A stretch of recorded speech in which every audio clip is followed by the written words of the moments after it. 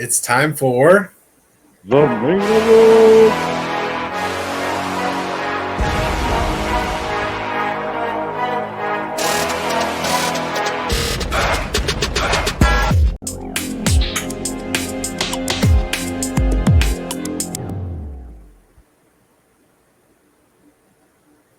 the main event.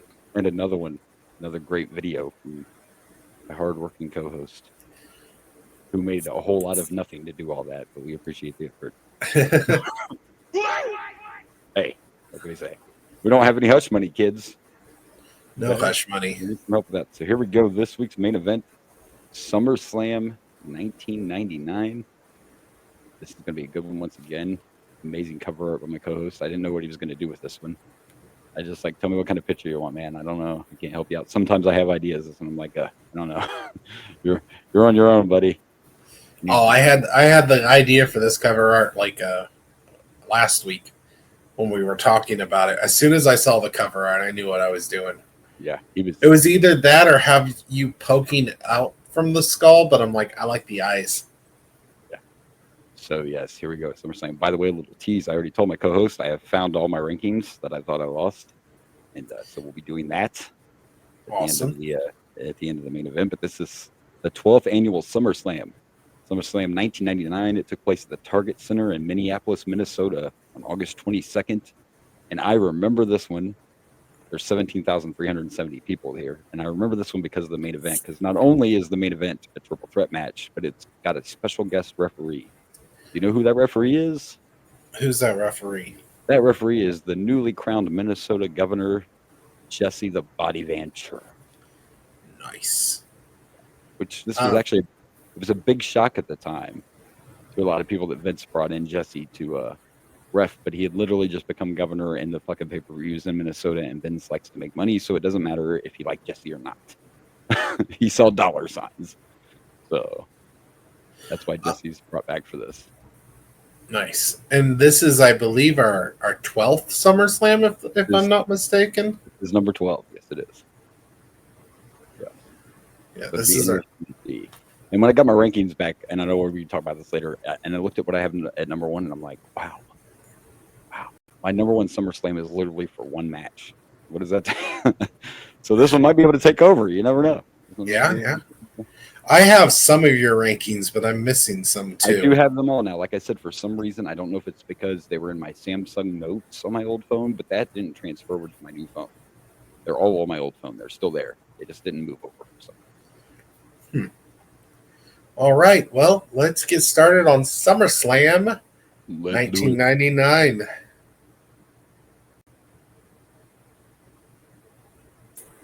I'm going to backtrack for a minute because sometimes I'm a jackass, and I forgot to bring up something in Bullshit Corner that I have to bring up real quick. I don't know if you got to see Raw, but Naomi had to relinquish her title last night because old Jimmy put one in the oven. You know, I'm kind of surprised you didn't bring this up. I know, and I meant to, but yeah, she's pregnant. So, and according to how long she said she's been pregnant, technically Baby Uso was in a match at SummerSlam. So that motherfucker, that bloodline member is already fighting. Just so we know, but yeah.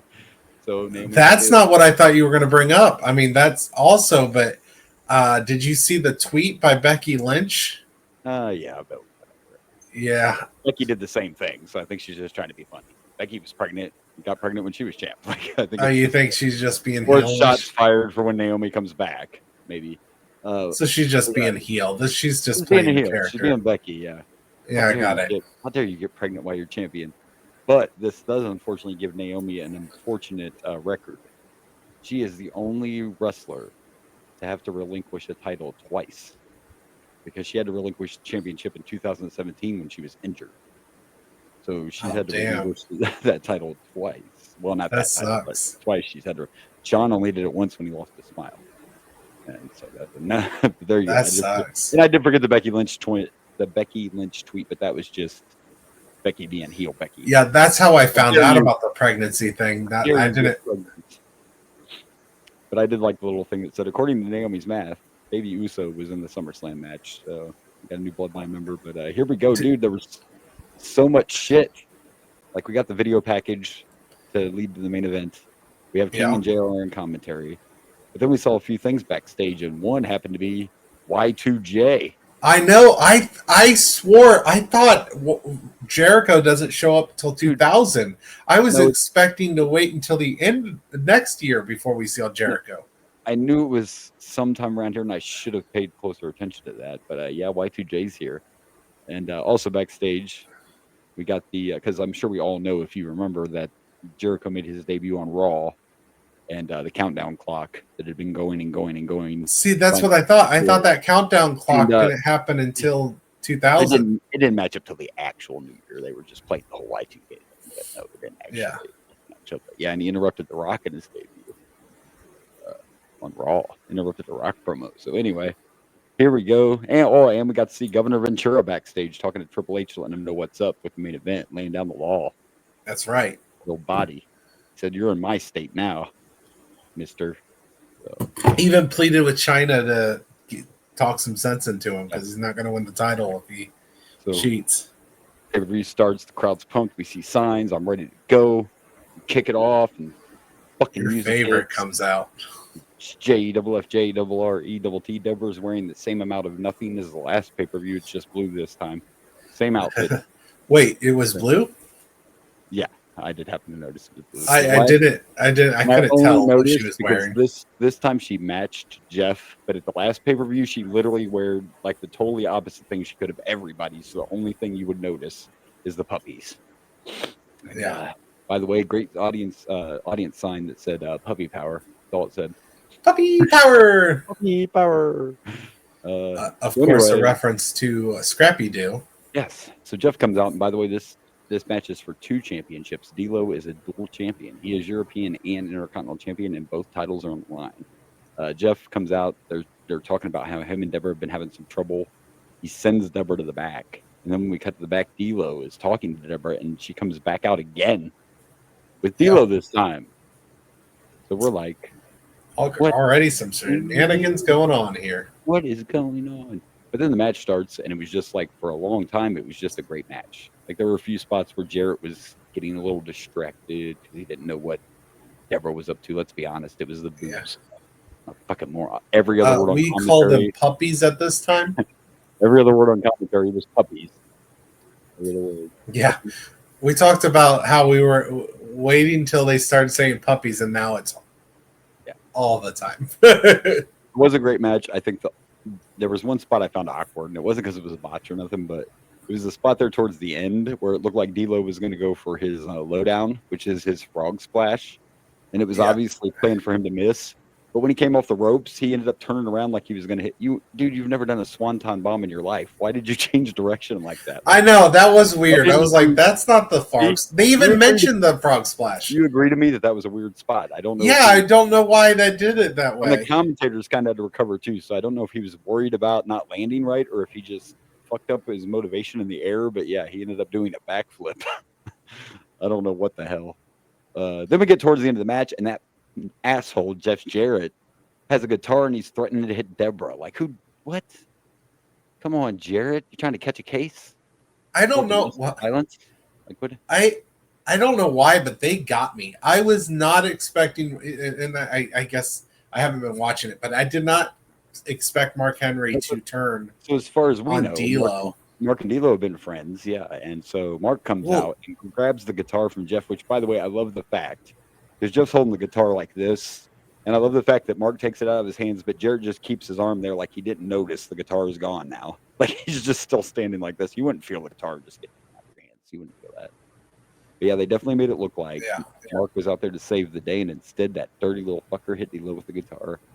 And JEFFJRRETT is a double champ, and it was all this big old bunch of shenanigans. Deborah was faking. Yeah. Of course, most women do. I mean, thank you. I know. I'm not gonna lie. I'm pretty sure those puppies were fake too. So I mean, everything's faking. Yeah. You know, fake puppies. Nothing more. I mean, look at them. They don't look like puppies at all. But but talking about that, like your point, this was very well done because I was believing that. I thought he was about to hit Jeff Jarrett. Side, and I believe Jeff was about to get a taste of his own guitar, and they fooled us all. Those little fuckers, fucking Jeff. I should have realized as soon as Mark Henry got behind D'Lo, I was like, how did I not? The funny thing about wrestling isn't it's always like the pauses, right? Like you knew as long as that pause was that Mark Henry was about to do something wrong. As silly as that sounds, like if it's a long pause, kids, something bad's gonna happen. That's usually a turn. If it happens like that, when there's that long pause, that very true, little fucker. So now I guess we got a little vanilla twist now. I don't know. We got Mark Henry with Jeff Jarrett and Deborah now. I guess that's a long way from Mae Young and a baby hand, but it's a start. He's got to be going sexual soon, right? I'm guessing sexual chocolate. He is sexual chocolate already. Oh, that's right. They're calling him that, but we just haven't seen him come out with the music. Oh well, now that he's a heel, I feel like they waited until, or they're gonna wait. Now was this this was the first time for D'Lo's actual music, wasn't it, or did he have this last paper that messing with the real deal now? I don't remember. I don't think he had that last paper. I think it was just kind of a generic. I could be wrong, but anyway. Great way to start the pay-per-view. The crowd loved it. It was all about the puppies, show me your puppies. And, it was all about the puppies and the swing and the swindle and the swerve, and Jeff Jarrett wins. Fuck you, Jeff Jarrett, but it was a fun opening, entertaining match. I'm going to give this 3.5 guitar shots. I'm going to go with 3.5 puppies! Nothing like a cold, refreshing Coca-Cola on a hot day. I'm just joking. We don't get paid for that shit. Really wanted a Mountain Dew. But we would gladly shill it out for you if you wanted to pay us. Really wanted a Mountain Dew, and they didn't have any Mountain Dew in the can. Never mind. Don't listen to this, Coke. That's not the endorsement you want. Now, Mountain Dew, maybe. I'm not really a big Coke fan, but I'll give you this because I'm a cheapskate, and because the bottle of Mountain Dew was like $3 fucking, and this can of Coke was $2. I'm like, Coca-Cola, baby. Coca-Cola. $1. Fuck it. Okay, maybe it's a slight endorsement. Slight endorsement. You're cheaper. You're cheaper. That's the endorsement. And we like a good cheap whore. Next time, could we have some Mellow Yellow on the shelf? Because that's your knockoff. I could at least get that. No. So I had to get Cherry Coke, whatever. Well, I do love me a Cherry Coke. It's not bad. I love a Cherry Coke. I haven't had one in a long time. I don't drink a lot of pop soda, whatever you want to call it. So, yeah, it hit the spot. Why not? All right, well, listen, I know what's next, and I remember this well, and you're going to enjoy this. Because next is our tag team turmoil match to determine number one contenders. If I remember right, I'm pretty sure it works like a gauntlet match. Like once a team gets beat, another team comes out. Awesome. I could be wrong, but I'm pretty sure it works that way. So we're going to find out. But yeah, I know the tag team turmoil match is next. All right. Let's do it. All right. So our next match is a number one contenders match for the tag team titles. It's tag team turmoil. And I was right. Elimination style gauntlet match. I loved it. We started off learning, of course. Yeah, it's funny, and we're going to get to it, but we were talking about people in the video game, and a few of them popped up in this tag team turmoil match. A couple of people were like, hey, got to see Prince Albert for the first time. Started off with Edge and Christian against the Hardys, who are the new brood, but tell me it wasn't a little weird that the Hardys are supposed to be the new brood, but they're coming out to their Hardy Boys music. Like, it just didn't fit. Like, Gangrel did not belong in that. What doesn't belong in this picture? But at the same time, out of all the matches, this was the best. Hardys, which Edge and Christian and Hardys have some of the most iconic tag team matches in the business. We haven't got to the good stuff yet. We haven't even got there yet, but yeah. No, but this was good preview of that good stuff. Oh, absolutely. They did start it off.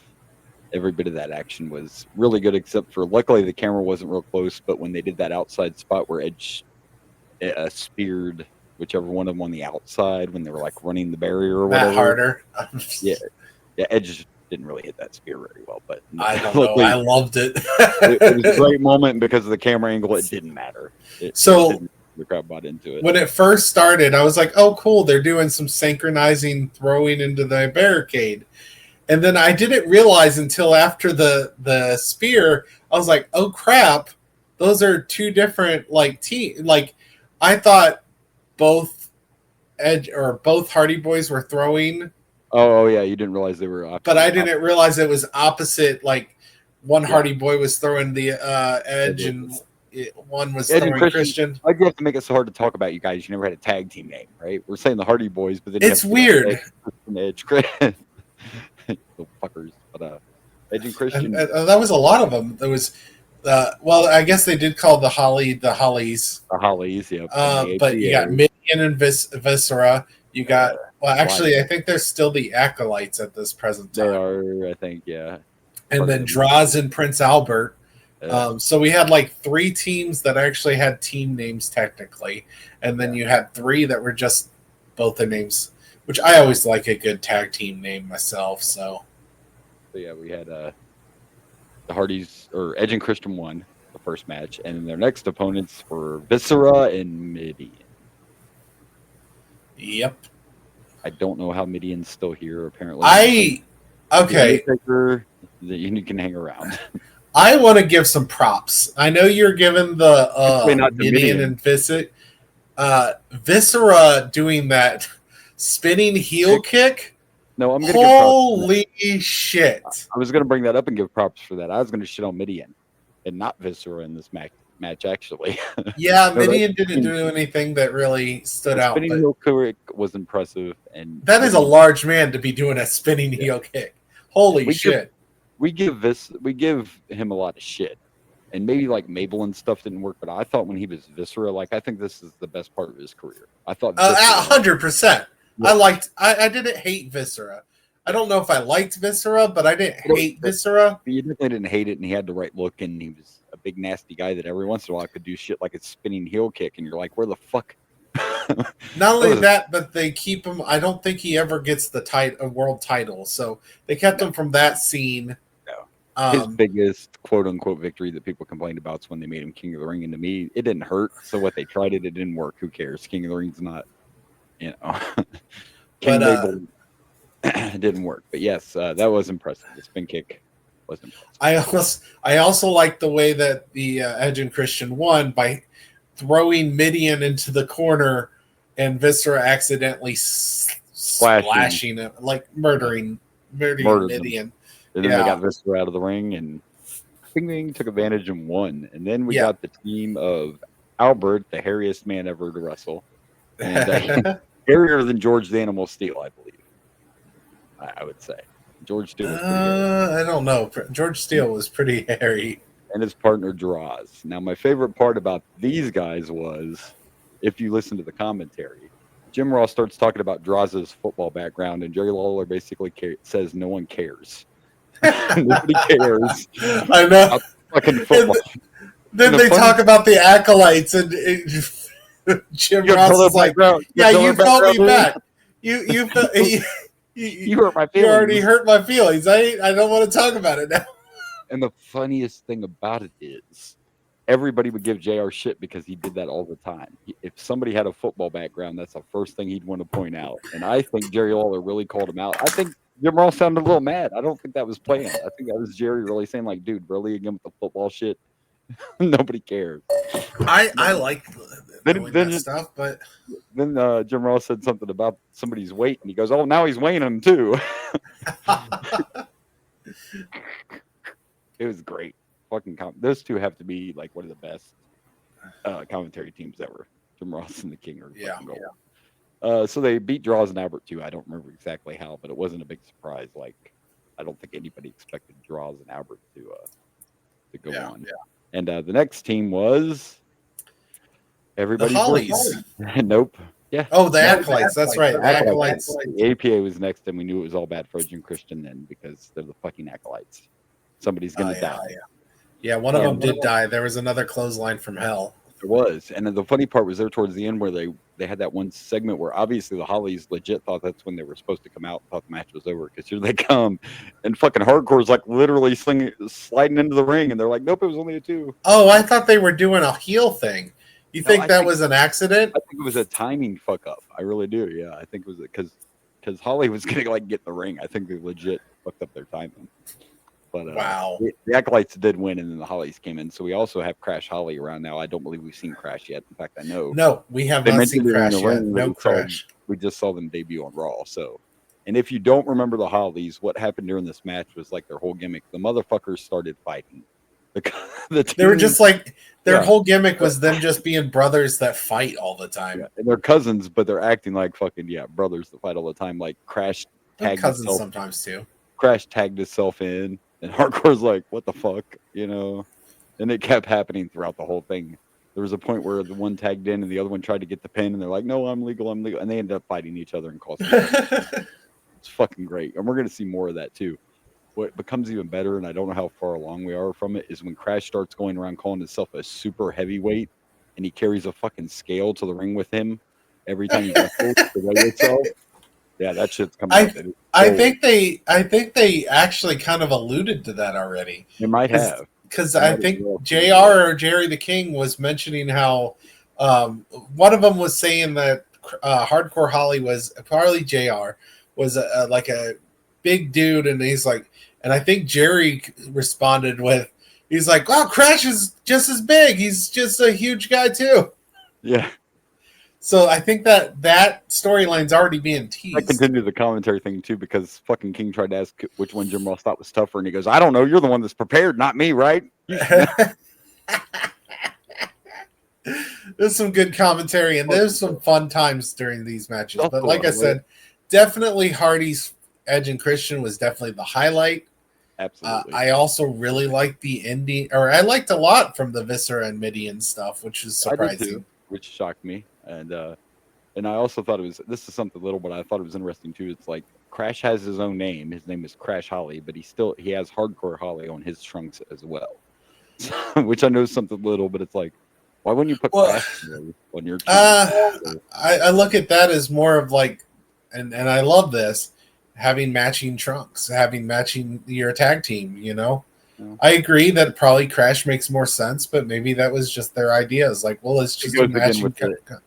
I think storyline wise, it's part of the whole cousin, the fighting. I mean, they have a great, that whole thing. Well, not only that, but, you know, Bob Holly actually does have a name. So Hardcore Holly's just a nickname. And if they're fighting all the time, why wouldn't Crash Holly try to steal Hardcore as well? That's just a nickname. Where's the love for Crash? That's all I'm saying. No, just joking. He'll get his love when he becomes Hardcore champ. And they start the 24/7. I can't believe that. Anyway, we got to rank this. This is a match. It was a couple matches all wrapped up in one. This is a hard one to rank because there was multiple matches. Technically, there was. But if you try to just, how does it feel? I agree. Preparation H feels good on the whole. Well, how do you feel about it on the whole? I need to rewatch those movies. I'm gonna give it a. You know what? Not too long ago, I was in Walmart, and it's just the DVD, but I found it in the bin, and it was all three of them. I got it for $5. Oh, I have the collection on Blu-ray already. Not Blu-ray. I don't have that yet. I'll get it. Oh, I have all three on Blu-ray. I got that like years ago. It's I love that comedy. Well, it's a great comedy. At one time, I had a massive movie collection, and I was one of those people that when I went through a divorce, I just thought I'd get rid of fucking everything. I went through one of those phases. I don't need it anymore. That was a mistake. I sold all my movies, but I've restarted. I didn't sell them all. There were certain ones I kept. So I've restarted the physical. Physical media is back, baby. Oh, speaking of physical media, I could have watched this with physical media because you left your SummerSlam. Is my whole collection there? I believe your whole collection is here. That you brought here a couple years ago when we were doing this podcast. Yeah.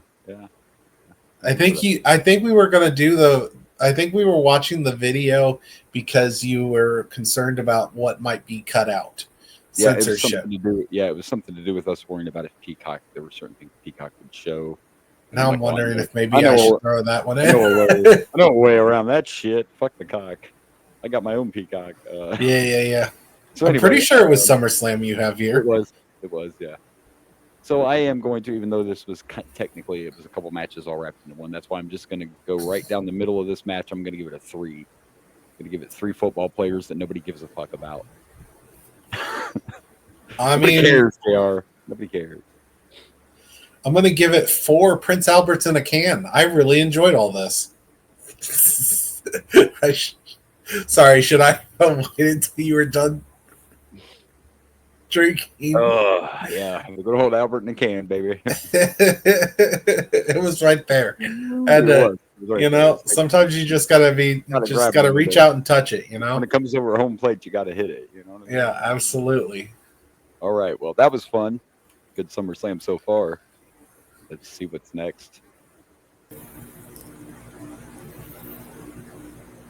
All right, here we go. Before the next match, we get the Road Dogg coming out in his all white with a Tommy Hilfiger shirt, which is where we're at. Actually, before that, we get a little look at Pepper, Oh, we do and Pepper. I and remember and Pepper. and Pepper gets I, put in the cage. as soon as I saw Pepper, I thought it was the Yokira Taco I was Bell gonna dog. say it's the first thing you had to think of, and I'm pretty First sure thing I thought, I was like, did they get the Yokira I, Bell dog at SummerSlam? But I'm no, pretty it's sure it's the Pepper. right timeline too. That this It has is got to be 1999, like 100%. the Yeah. Taco Bell dog. So yes, you're right. We did get to see Pepper put in the carrier. Got to protect Pepper. Then the Road Dogg comes out to talk about how he got screwed out of being put in this match. He wants this title back. And it's going to happen tomorrow night on Raw. Then some other music hits, and we get a countdown on the screen. And the Ayatollah of rock and roll, Y2J Chris Jericho shows up to cut a promo on Road Dogg because he still hasn't wrestled. And he talks I love it. Talks about how people got ripped off because this pay-per-view doesn't have Chris Jericho on it. Yeah, it's good shit, dude. Like, and I got to admit, when Jericho debuted, I remember watching that Raw, and even now, I was surprised how over he was, because you got to remember, this is still the time when a lot of people watched one or the other. There weren't a lot of people that watched both, but people knew who the hell Chris Jericho was. So he cuts a great promo, and then Road Dogg goes to join the commentary team, and here we go. It's the hardcore title match, and first out's the challenger, Al Snow, and immediately Al goes to the side and climbs up. I guess we should explain this entrance. That was awesome. The entrance is like a bunch of, what would you call them? Like those lift baskets, I guess, kind of like what people use is kind of what they are, something like that. And Al just goes and hides up on one of those. And as soon as Boss Man comes out, he fucking dives right onto him. It was great. It was great. Oh, and by the way, I looked it up. Yokwira Taco Bell, the dog was named Gizmo, which I love personally for reasons. And it was 1997. So yes, this would have been. But he's still around though. So Oh yeah, that I think that went on until at least 2001, maybe. Somewhere in this studio, wink, wink, packed away. There's some Taco Bell dogs in this apartment somewhere. Oh really? My mom loved the fucking Taco Bell dog. So she has a couple of those stuffed toys that Taco Bell gave away back in the day. They were stuffed chihuahuas. I feel like I remember that, actually. Yeah, I have a few of those around here somewhere. I do. Mom's collection. But anyway, hardcore match, and we did it again. These hardcore matches have been fucking great, haven't they? Look, we're going to sound like a broken record, but we are. That's okay. Holy crap. Hardcore title matches in the 90s. Yes. They do a great job. This is where they excelled. Making it feel like it didn't matter where you were. Like, I know there was a part of me thinking, like, man, did they put those tables there? Did they put those items there at that location specifically for them to destroy? Or did they just have to pay them for the stuff they destroyed? I'm thinking of that part of the aspect of it, but I'm just like, they probably paid them. Because I've heard stories of that more than once from Bruce Pritchard, where he said, "Yeah, we just ask first, and then we're like, we'll pay, we'll pay you for whatever we." We will pay for anything we destroy. destroy. Right away, and they started saying, "I wonder where the Road Dogg's going." So I thought for a minute Road Dogg was going to just go ahead and put itself in the match, but he decided to be mobile commentary. He's like, "You all called it. It's so good. I'm going to go see what these guys are up to. And we should mention Pepper got thrown.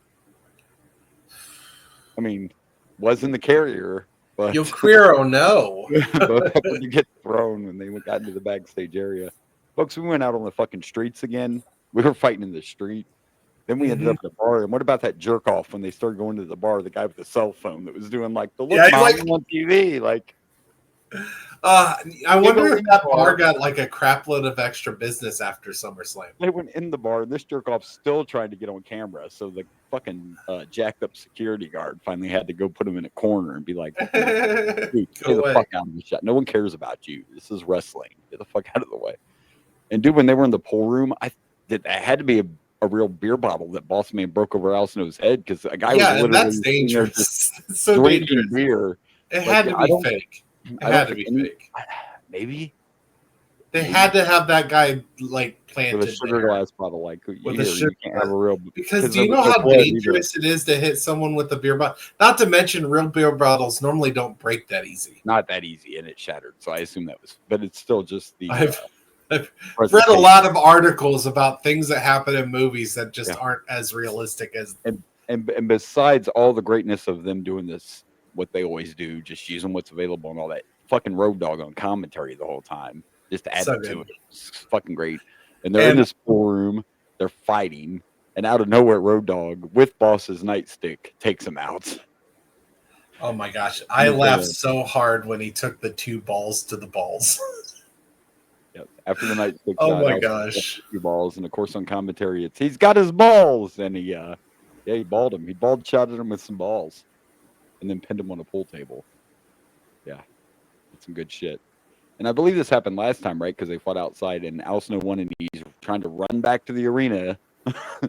He's trying to get Pepper. He's trying to Well, get he Pepper. didn't know that was going on until he got back, though. I think he was just running. Yeah, but he was. They threw Pepper earlier, right? Pepper. So he was worried about Pepper. So he's running back, and there's that damn dastardly blue meanie with Stevie Richards trying to kidnap Pepper.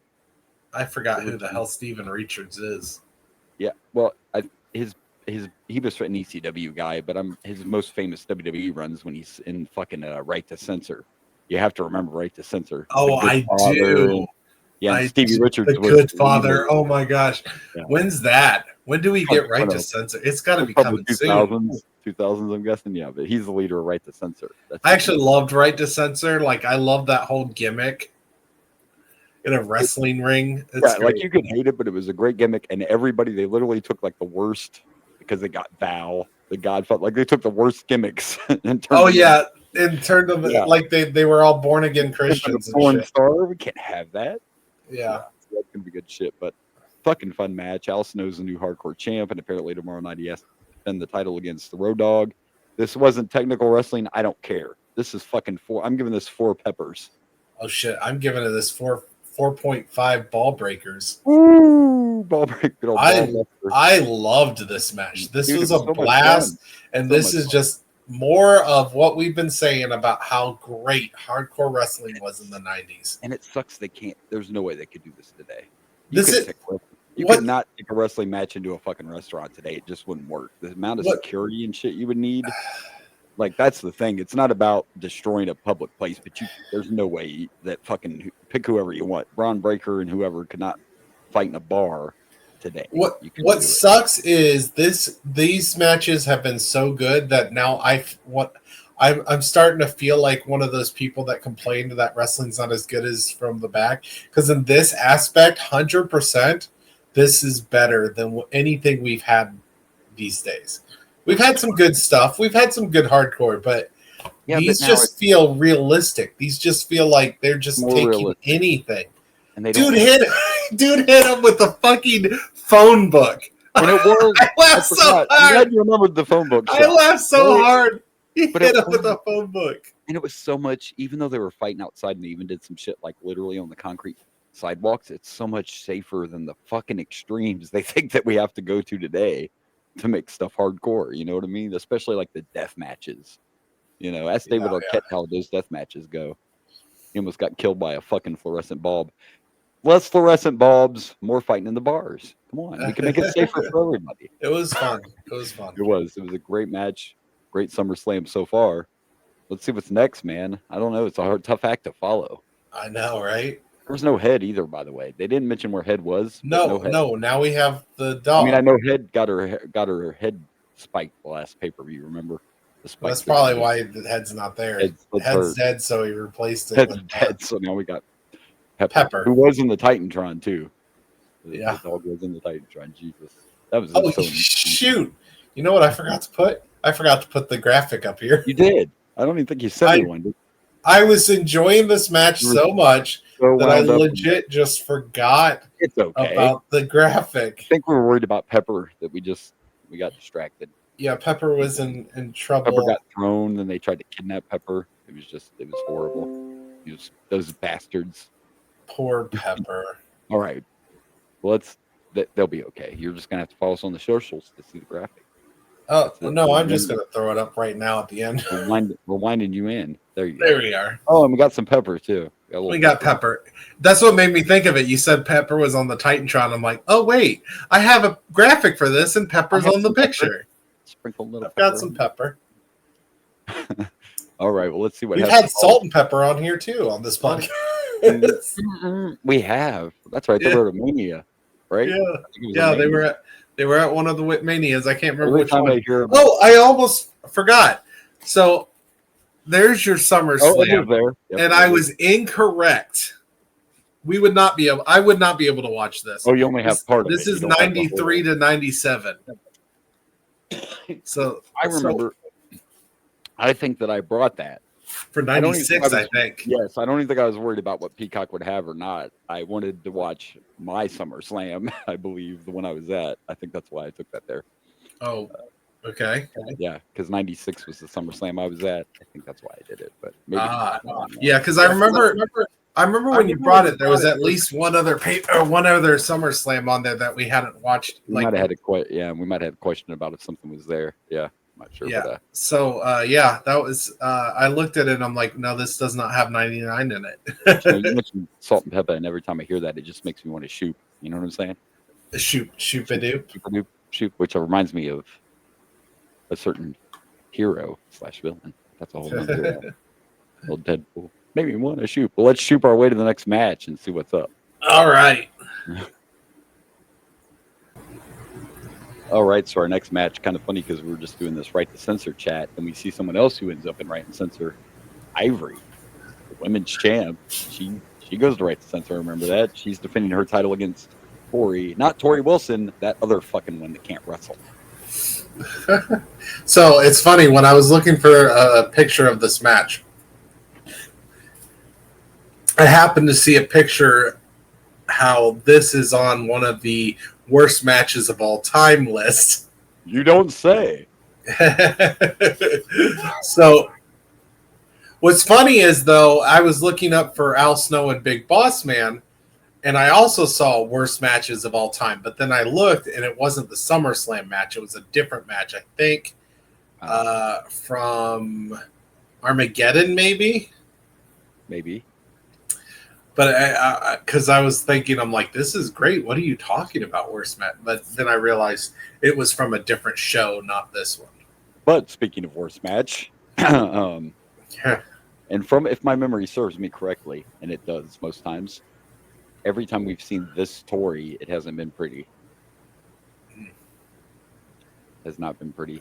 And I don't know. Wasn't she the one that the last time that had that weird full-on bodysuit of the tiger? Yeah, which I want to like because I like tigers, but it was a sloppy match that time too. But a little background on Tori, she was a bodybuilder, not a wrestler anyway. So that's part of it. But there was a spot, I got to throw it in real quick though. Commentary gets the win on this match. She did that fucked up like flip over her head where she literally grabbed Ivory by the crotch. I can say that. Literally the vagina clawed her and then threw her or whatever. And fucking Jerry Lawler said, that's my favorite move. And Jim Ross is like, what do you call it? And Jerry goes, it's my favorite move. You should know the answer. You do the research. Back to that. Another shot. That was the best part of this fuck fest. I don't know. This was bad. The audience knew it was bad. As soon as I saw them coming out, I'm like, well, that's why it's short. It's a women's match in the 90s. So, you know. And Ivory can wrestle. And we'll see it later on. But yeah, this was bad. Thank God women's wrestling's come so much farther. Oh, yeah. It's so much better these days. And actually, to be fair, they take them legit. Something like this could have happened to men, too. I mean, when you have one person that doesn't know what they're doing, Tori was obviously hired for I mean, so to be fair, this could have happened to men, too. I don't want to be thinking I'm fucking sexist. I don't want to hear no crime. I love women's wrestling. Love women's wrestling. I love women's wrestling these days. And by the way, two of the best wrestlers in the world right now are Toni Storm and fucking Mommy. So, amen to the women. Toni Storm's the best thing in professional wrestling right now, in my opinion. I love both. I love both. But anyway, yeah, this sucked. There's not a lot to talk about. That's why we're bringing up Toni Storm. And then I love how, because in the 90s, this is not considered a negative. I love how Ivory's trying to strip Tori. Yeah. Like Yeah. that would not just make Tori much more loved in that time period. Like none of these women are going to be disgraced. The fucking fans are like, yes, rip it off, rip that shit off. Yeah. Nobody's going to be embarrassed. I mean, you look amazing. Yeah. Like nobody's going to be embarrassed if you.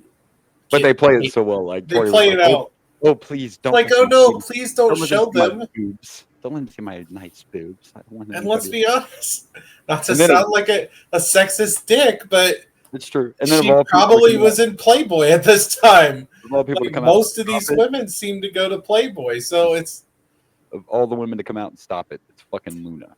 I love Luna Vachon. I actually was happy about that part. It's just a little weird. That was the only good part. I don't know why she came out or whatever.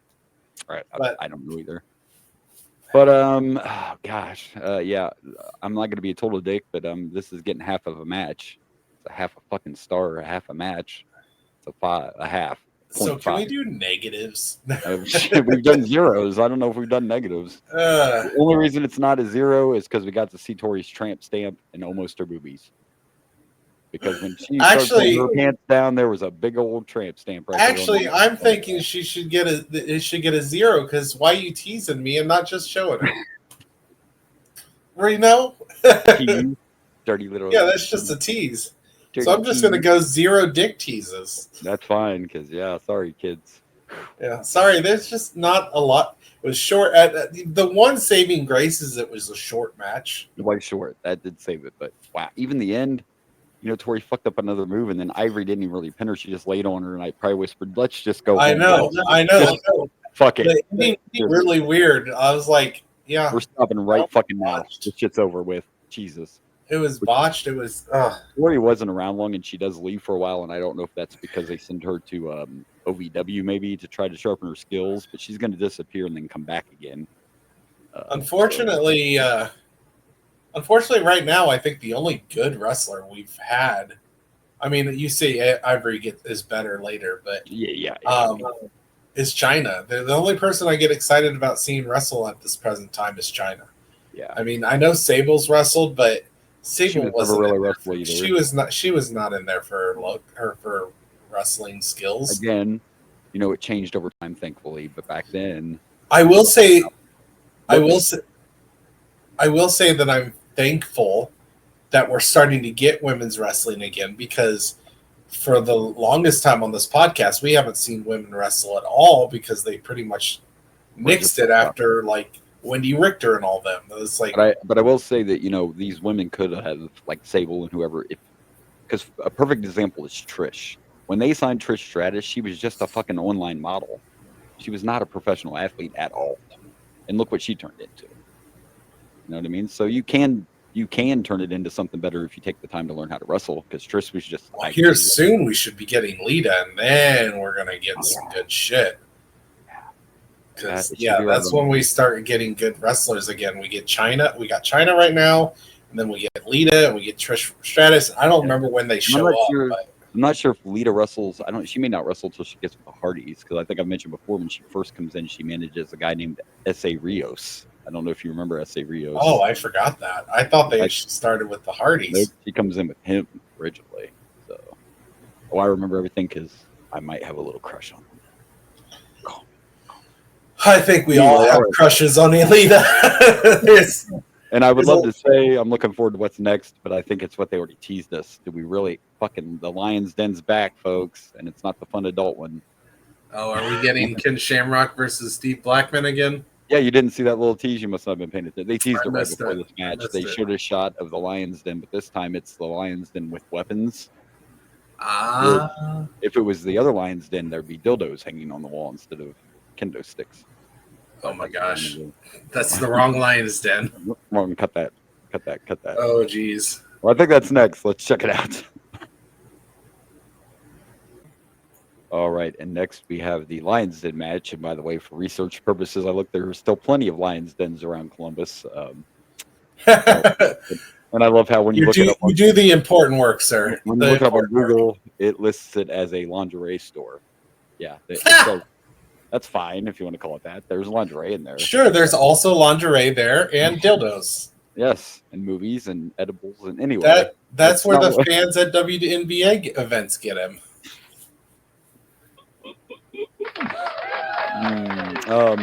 So here we go, and I'll tell you, I've always been vocal that this Lions Den concept is not really my cup of tea. Not this one anyway.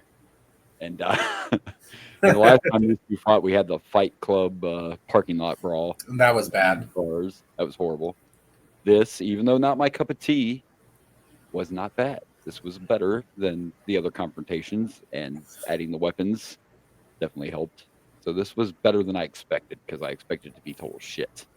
So the fact that it was not total shit, it was okay. That's the way I feel about it. It was okay. Yeah, it was all right. There were some good shots in here. It was definitely better than the last match. Definitely, right? Definitely. I don't think anything is going to top the last match on shit. The one that made me laugh, though, was like towards the end when they're getting really heavy with these kendo stick shots. Is Shamrock had the kendo stick, and he did like a Mr. Miyagi, lined it up so he could crack Blackman on the head, and then when he hit him, he totally missed his head and hit him on the shoulder after taking all that time to line up the perfect. But anyway, I was shocked by how much people hated Blackman. Yeah, he was getting booed. He's the heel right now. I don't know. And I get that, but Blackman was ever a face. To be honest, I'm not sure. But, I don't remember. I always thought he was cool. I think as a kid, but he's got major heat, is what I'm saying. Yeah. And Ken Shamrock's pretty well loved. I mean, there was a lot of reaction that I wasn't expecting. Was his own worst enemy because he got that kendo stick shot in and hit Shamrock right on the fucking head, and he could have won. The ref even asked, "Do you want me to open the door?" And he's like, "Nope, I'm good. I'm gonna hang out a little longer." When Blackman started choking Ken with the nunchucks, I was like, I want you to use those nunchucks differently. Yeah. As a big fan of the Ninja Turtles, I know how nunchucks are used. Not a bad match, but here we go. The end, all through the match, they said you had to escape. Kind of like a cage, I guess. You got to escape the win, but that's not what they did. Fucking Shamrock hit Blackman with kendo stick, and then they ring the bell before he even actually left the cage. So I don't know. Because Blackman was knocked out. Yes, but it was a KO. They didn't say you could win that way, though. They said you had to escape. I'm just saying. I mean, anybody can win that way if the referee's like, he can't continue. So, like I said, it was better than I expected. So I'm going to give this 2 kendo sticks. I didn't hate it, but it just wasn't my bag, baby. I'm going to give this 2. I wanted more Michelangelo. Yes. Want it my way. By the way, Turtles returning to the theater. I don't know if you saw that. Oh, yeah. I want to go see it. I'm pretty sure I was too young to watch it in the theater. I kind of want to go. I never saw it in the theater either. And I can't remember if this started with the pandemic or whatever, but whoever came up with re-releasing movies into the theater, I'm all for it. It's working. Bringing back all these classic movies into the theater, I am all for it. Especially like you said, when we didn't get to see them. And by the way, when we were young, if you didn't see Turtles in the theater, you had to wait till that shit was out on that VHS tape. There was no, and it was usually a few months. We lived in a different era where you couldn't just get everything instant. Okay? Yeah, it's true. Anyway, I know I've seen a couple. I saw Gremlins in the theater, and that was my first time seeing that in the theater because Gremlins came out in 1984, and I was 2, so I never got to watch it in the theaters. Exactly. So I'm all for it when they do this stuff. And by the way, we got a segment with Rock. We forgot we did get an interview with Rock. Just talking about Mr. Ass. Did an interview on Michael Cole. Yes. And then we saw Mr. Ass walk into the building with somebody covered up in a blankie. Yeah. And it was a big surprise. So, and that shows you, see, they probably were feeling his ass. Right? They let Mr. Ass win King of the Ring, and then they give him a singles push in his first feud with The Rock. That seems like that's definitely a test to see if you can. That could also mean you getting buried. And unfortunately for Mr. Ass, anyway, yeah. I don't remember how this match goes, but I just know the promo that was on Raw before SummerSlam, The Rock kind of destroyed him really badly in the promo. Yeah, he wasn't ready to hang with The Rock. But anyway, there you go. You got it too. You got a little bit of love for you guys. Are we done with this now? Can we not watch anymore unless you're going to do like a First Blood or something, or Last Man Standing? But no more Lions Dens unless we're going to the adult store to fight. I do. Okay. all I get. You'll It have is the 90s, so maybe.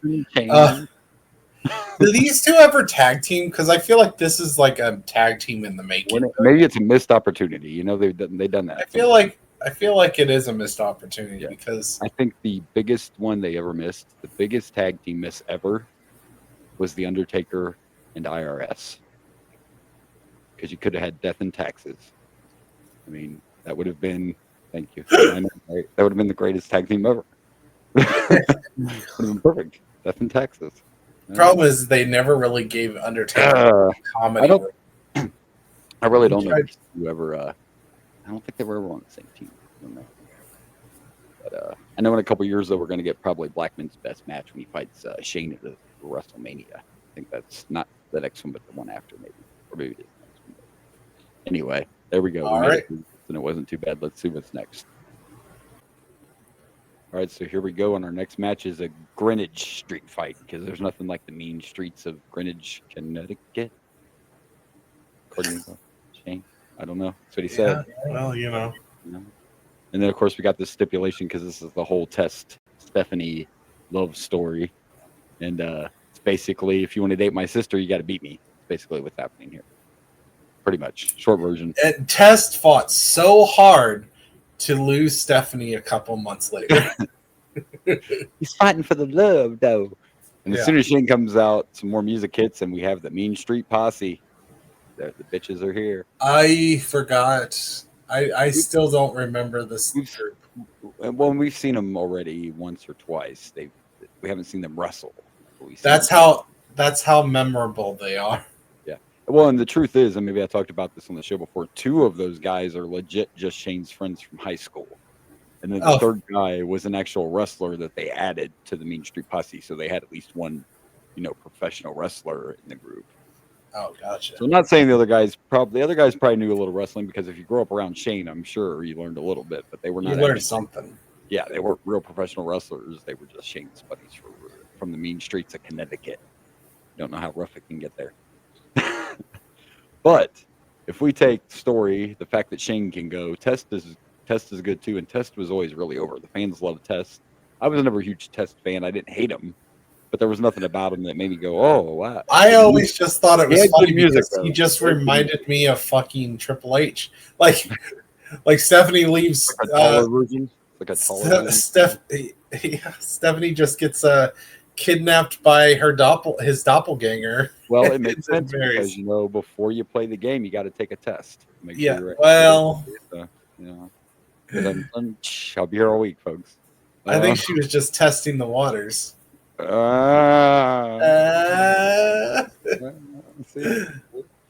This was fun. This was another fun match. This was a blast. Actually, I enjoyed it. Shane McMahon knows how to go, which we already knew that.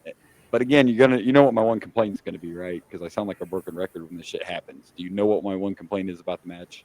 I'm not sure because I loved all the shenanigans. Dude, just one small little complaint. Didn't need a fucking ref bump. It's a street fight. I don't like useless ref bumps. I don't know, but that ref kept trying to get them out of the ring. I don't care if it is a street fight. That ref, he was on it. He was on it. He kept on going after him. He's like, no. They bumped him for nothing. Like, he took a bump for no reason. For what? So the mainstream posse could attack Test? It's a street fight. Doesn't matter. I just don't like ref bumps during no rules matches. That's all. That's my only complaint. Other than that, it was fun. But yeah, when you take a ref out, it's like, why? Even on commentary, they're like, the ref can't do anything anyway. So that's my only complaint. It also you're right that the ref was on them, quote unquote, but it's not like he could kick them out. Like, he couldn't ban them. But he wanted to try to keep things right. A ref bump also can work in you don't have a ref to pin the pin. There was still a pin, so that ref was still needed even without it being a street fight.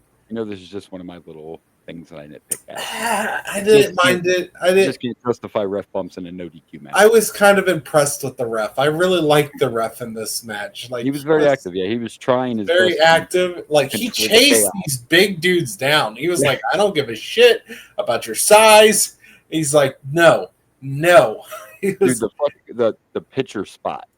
Now, I'm sure that was fake glass that they had. Oh, absolutely. Because I saw that was a little scary because, first of all, if you're gonna hit somebody with a pitcher, wouldn't you hit them with the glass instead of having that shit facing you? Like, even if that was sugar glass, that was a little dangerous. That shit broke and just Oh all my! flew It back was into cool. It Shane's was a fucking cool face. visual, though. Cool visual, but very dangerous, in my opinion.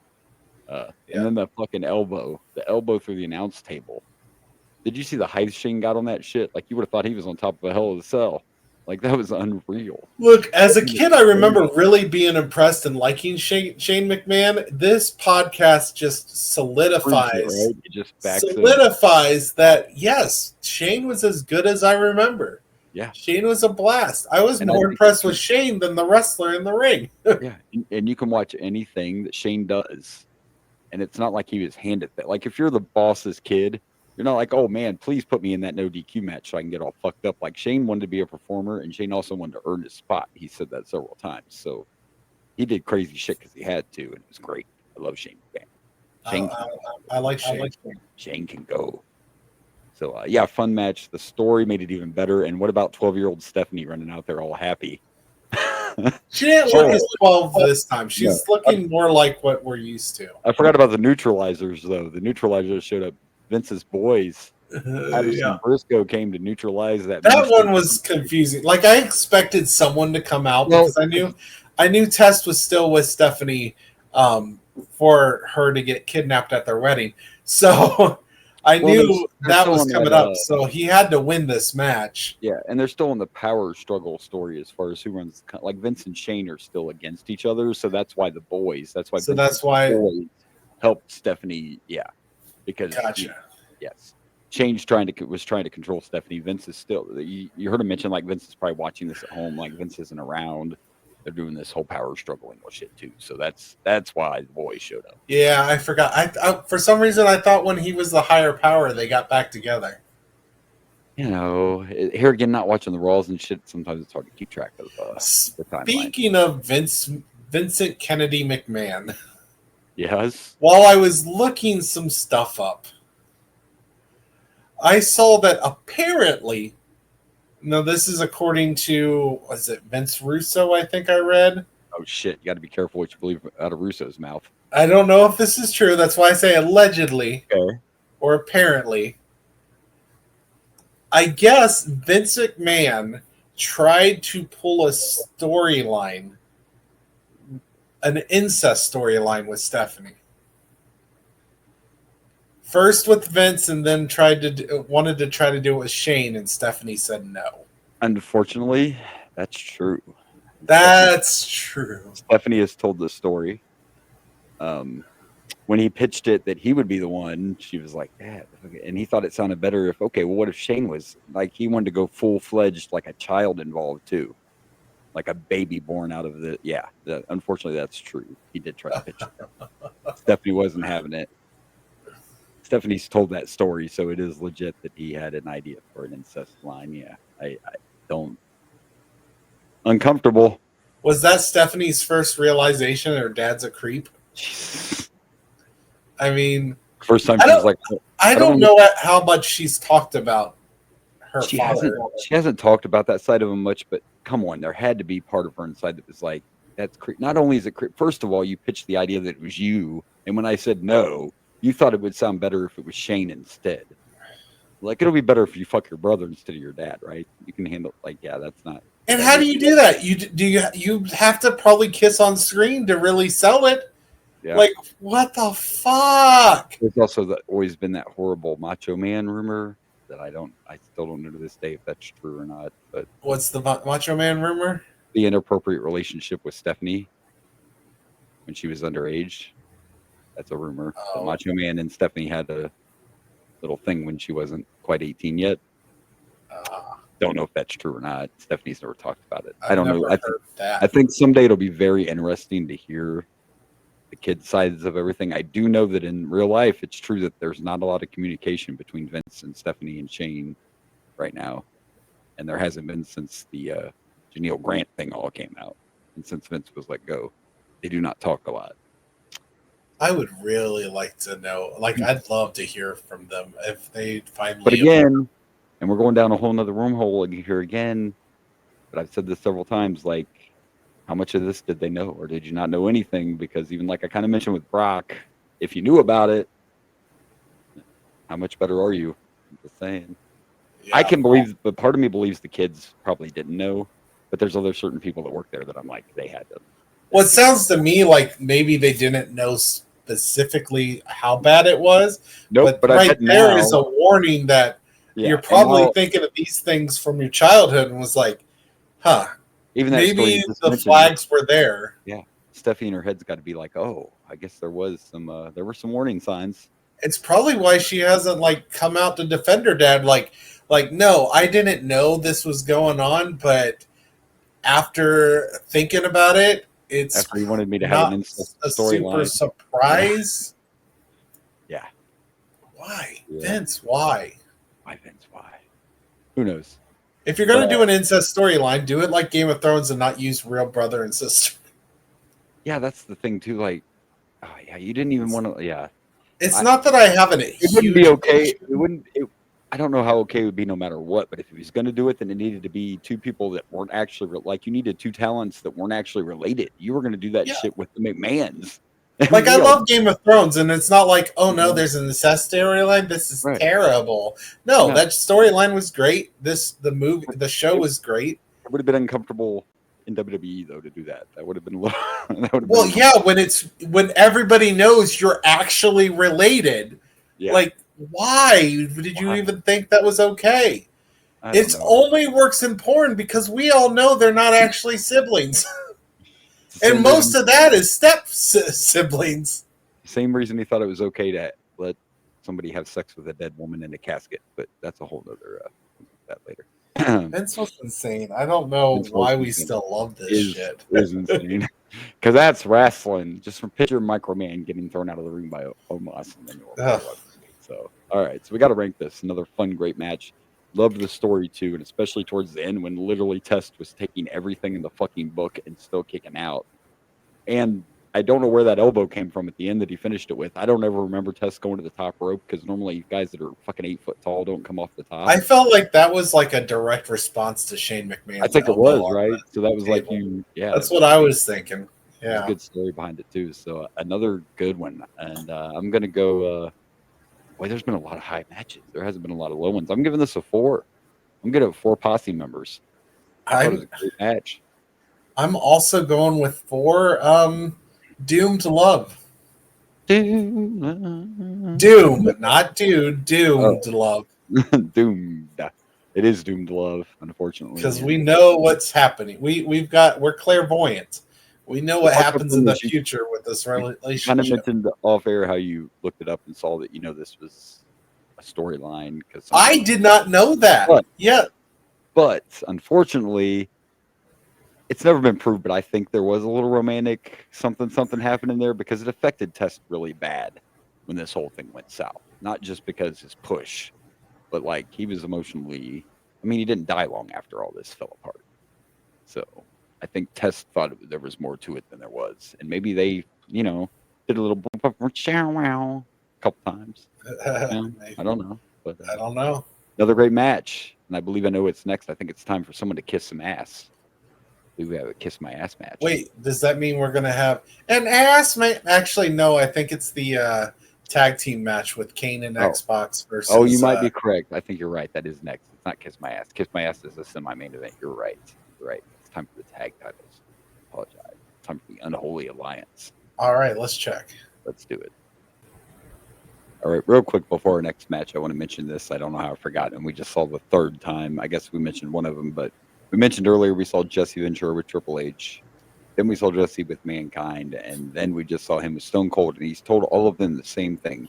I don't care what you do, where you do it, you can do whatever you want, but the pinfall has to happen in the ring. Like, he's really pushing home this make sure the pin happens in the ring thing. So our next match is for the tag team titles, and it's everyone's favorite tag team, X-Pac and Kane. And they are facing the Unholy Alliance, Undertaker, and the massive, I know he's never been small, but this young Big Show is just fucking ridiculous. I mean, he makes Kane look little. Doesn't make any sense. And it's for the tag team championships. And to my point, there was that spot where Big Show was chopping Kane in the corner. Kane just knows so that shit. And man, that made my chest hurt. Yeah. But you just look at this massive team and you're like, who the hell's going to beat these guys? Who's going to beat Undertaker and Big Show? Like, yeah, I have no idea. you know who didn't beat them? The champs. Spoiler. Shouldn't be too hard to predict what happened here because once they got X-Pac in the ring and isolated, like they just killed X-Pac for the rest of the match. Yeah. Well, that was for a while. It was back and forth, and Kane was saving him a few times, but yeah, towards the end of it, it was just we're gonna kill X-Pac, and that's how we're gonna win.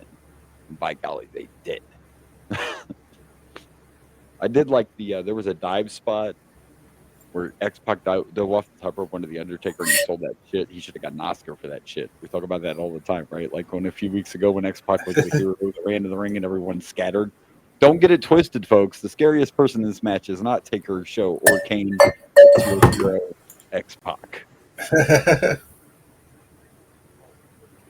Now I can't get enough water, by the way, so fuck you, Coke. Your cherry Coke dehydrated me, apparently. Jeez. We're really not getting a sponsorship from Cherry Coke. You are just ruining that. Hey, there's other kinds of Coke you can get sponsorship from. Anyway, that's a whole cut that. Wrong Coke.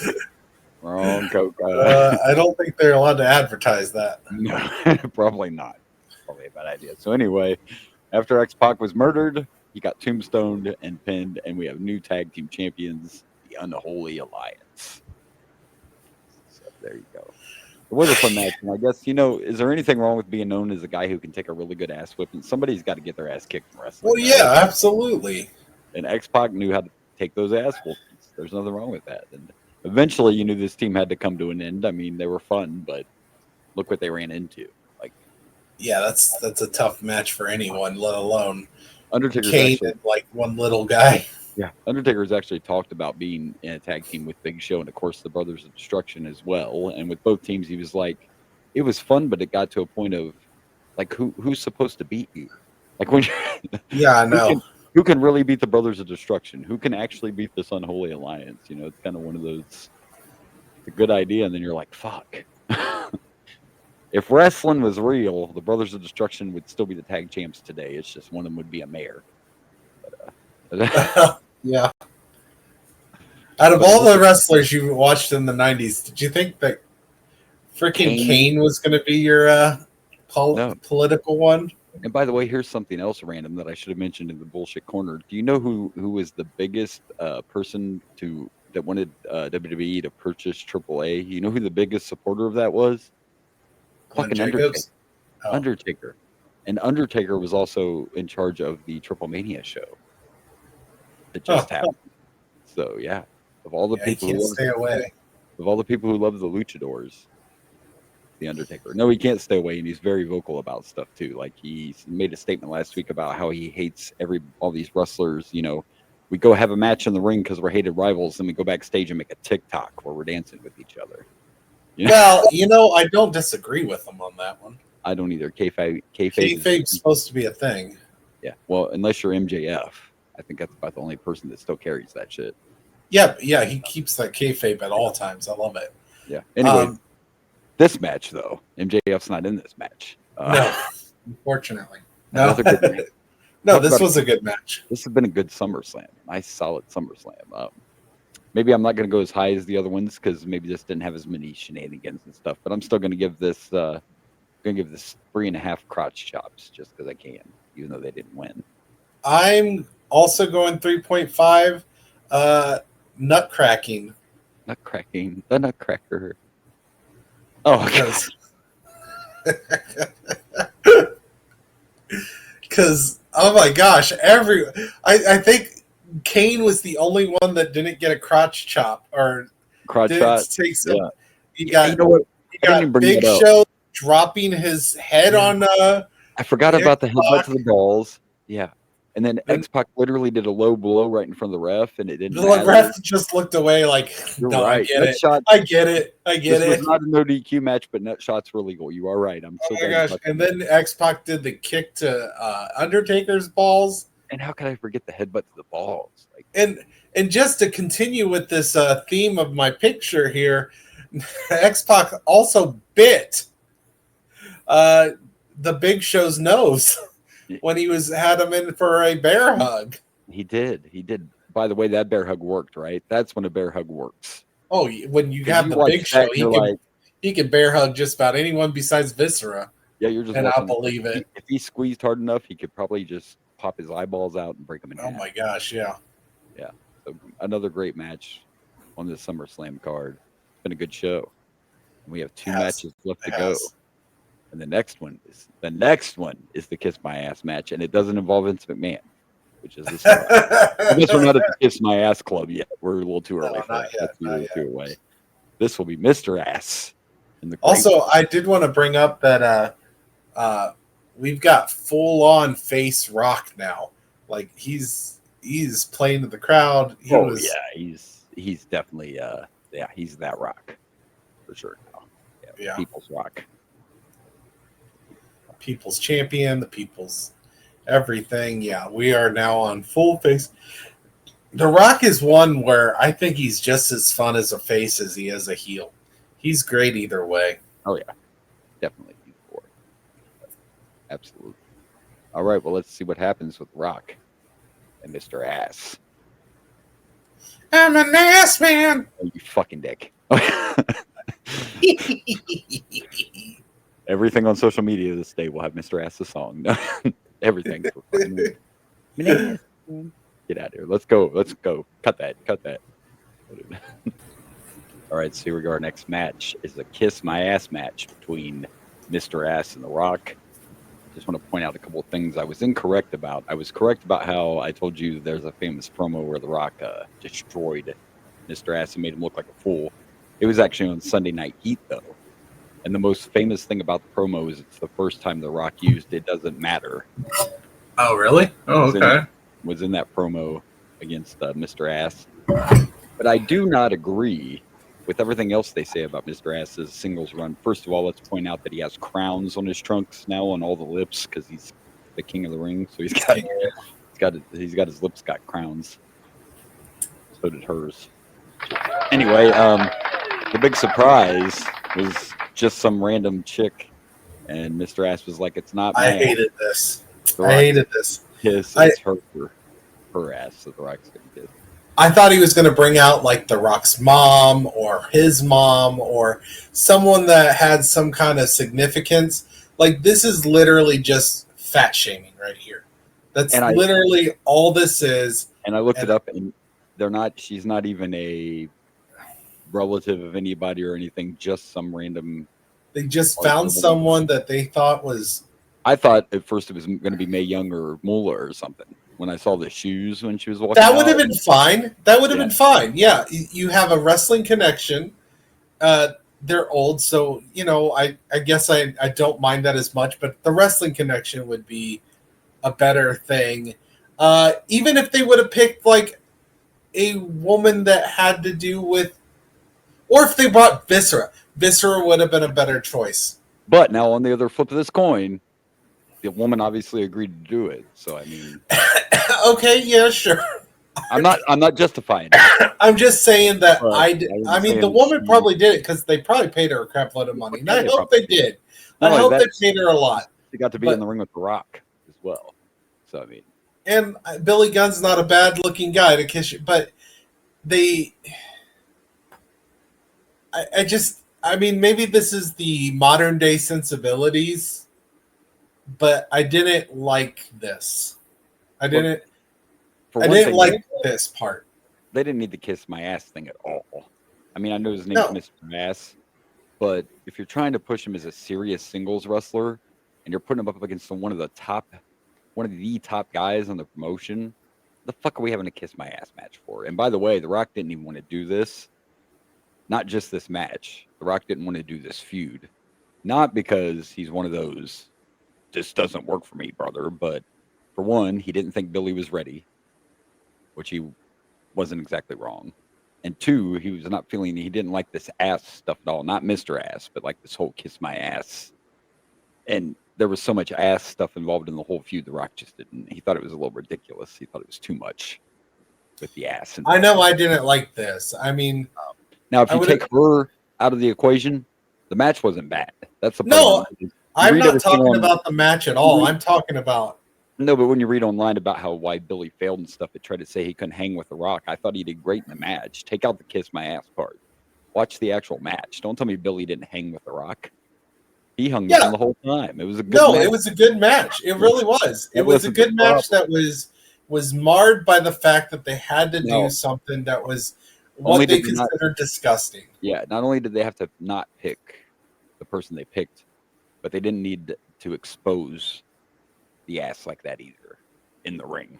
Like, Oh yeah, they made sure like her pantyhose were ripped and it's just yeah. And don't hate us because you're gonna be like, well, you guys talk when they're out there looking all sexy and blah, blah. That's not the point we're trying to make here. We're actually trying to defend. Like, it's not even about the kiss my ass. It's they didn't have to do it the way they did it. Like, they're not parading that woman out there being like, ooh, look at this. Like it's a shaming thing. The whole thing was yeah, just to make that person feel, whether they realize that or not, like they were literally just a trophy for shaming. exactly. I mean, It's I'm like sorry. there was no It's actual wrestling, story. but There was yeah, no actually story reason for it. no. It And would be one thing if there was like, even if she wasn't actually something, if you would have been out, if it would have been like, oh, look, it's The Rock's old high school crush or his fucking old teacher or his cousin or you Billy's could have little, done that. even if you would have gave them some kind of fake persona other than Billy Gunn just thought he was going to find some overweight, not good looking person for The Rock to have to kiss their ass. And why did this woman agree to it? Like, Exactly. explain to me, like, not just the money aspect. Obviously, they probably gave her good money She for had this, to have, and she got to be exposed on television. she had to have known what was going to happen too, though. Like, you know what I mean? Like they had to explain it to her because Oh, I wouldn't absolutely. say, well, maybe she didn't know exactly what all she was doing. She was like, fuck it, I'm on pay per view. I'm sure she has no issues with The Rock or Billy Gunn kissing her ass. Yeah. That's not the issue. But when you're doing this, you're doing it specifically to shame Yeah. The Rock, essentially, is what Billy Gunn. So explain to me story wise why this woman would agree to this. Like, yes, exactly. story wise, there's no reason that she should have accepted this as an option. No. I They'd mean, even have Mr. Ass be like, I gave you a crap load of money. right, or wink at her and give her a little peck on the cheek to make it look like she can't resist. She'll do whatever he wants because he's, Give me a reason, because right now, all you're no saying reason. is like, yeah, I'm perfectly okay with you parading me out here as a disgusting object for The Rock to kiss. And in reality, by the way, wouldn't in reality be worse for The Rock to have to kiss Billy's ass anyway? So doesn't it defeat the whole purpose? Like, I'm sorry, but Give us some if homophobia. That makes more sense. if I'm a dude, I'd rather kiss any woman's ass than have to kiss a dude's ass. Like, you already had like when Vince started the fucking Kiss My Ass Club, he wasn't bringing out other women. He was whipping down the pants and showing his white ass. We're lucky Vince McMahon didn't bring out his daughter to kiss. No dude wants to kiss another dude's ass. So exactly. You already had the perfect. I don't know. So essentially, you're saying that this woman is more disgusting than kissing a man's ass. No. As a straight, no, not you. That's what they're trying to say. They're trying to say that it would be it would be more disgusting to kiss this big woman's ass than kissing a dude's ass, Mr. Ass's ass. Yes. I mean, even though it might be considered a little homophobic, that's still better. That's still better because as a straight man, I don't want to kiss a dude's ass. By the way, it's not like we haven't seen this stuff where we look at it the other way because I don't want to. What about when they're out there and like we've also talked about the fact that if we see a bra and panties match and there's no wrestling, that's also not okay. Just so you know, we're on both sides of the coin. I don't want everybody thinking that we're offended because it wasn't an attractive, skinny woman. That's not the point. No, I'm not saying it should have been. I know you're not saying that. I'm talking to people listening, so they realize neither one of us are saying that. I don't want them thinking, well, you're just upset because it was a fat woman. No, that's not why we're upset. I'm upset for her, not for her. Not I have. Yes, by all means, get your money, girl. Get your money, but we're on her side for the way she was used. Yeah, that's what it is. We're on her side. It's just storyline. It's just you being an asshole. I mean, in which he's a heel, so fair. But story-wise, it made no sense for her to agree to it. No. I understand why he did it because he's supposed to be a heel and an ass, and I don't think it worked. It didn't give him the kind of heat that I think they thought it was going to give him. Like, I don't think it got the response. So I think you needed some kind of story base to bring someone out. Like he said, he had a surprise. There was no surprise. There was nothing shocking other than you are a disgusting person. Essentially, is what you're trying to say. I did not like this. I was not very happy with this. And it's not just because I'm a big person. I know I'm a big person. Again, I don't mind laughs for your large size, I guess, but I just mentioned, even The Rock didn't think this was necessary. Probably before he even saw the woman, like he didn't think that this ass shit was necessary for the feud at all. Like this just wasn't for. Not if you're trying to make things serious for Billy Gunn. No, don't get me wrong. I love Mr. Ass. I love this character. I do.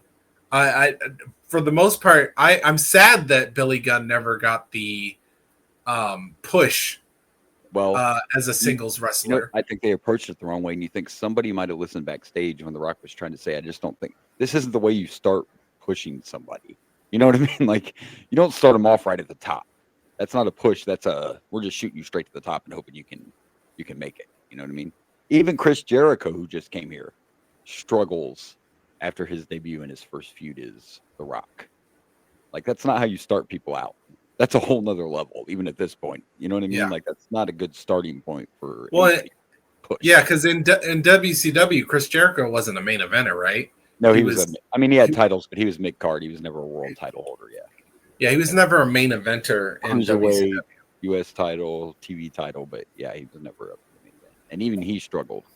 Even after they put the title on him, the undisputed title on him, he still had struggles trying to stay on top. So I mean. Yeah, it wasn't. I don't know. I feel like you should have gone with, if you want to do a big person, go with Viscera. Go with Viscera because then you have a story, you have an actual wrestler, a character. It's also got the man aspect. I also think, again, Mae Young or Moolah would have worked because they're somebody we know and they're older. And absolutely. Mae Young and Moolah were used for that kind of stuff. So that absolutely. Would have been okay. We did that shit all the time. Like, we would have been okay with that. That would have been fine, and it would have been something for the when he brought the shock out. Everybody would be like, "Oh my gosh, yeah, I remember her from the past." You know, yep, exactly. I remember. It's just here's this person nobody knows that has nothing to do with anything. That we were just like, "Hey, you want to make $100 and be on TV?" Yeah, this was just a random woman that you shamed. By the way, make sure that you wear pantyhose that have holes in them right around your ass area, so we can see some skin. When you pull your skin up for us and stick your ass. Yeah, it was You're just cool with all that, right? You sign this paper right here. This little. I mean, like I said, I hope they gave her a lot of money for this. Sign this NDA. Like non-disclosure agreement. But anyways, yeah, this was it was a decent match. Other than that, I had a lot to say when I saw this. I'm just like, really, that's your shock, that's your surprise. Yeah, I don't remember it either, and you shouldn't have.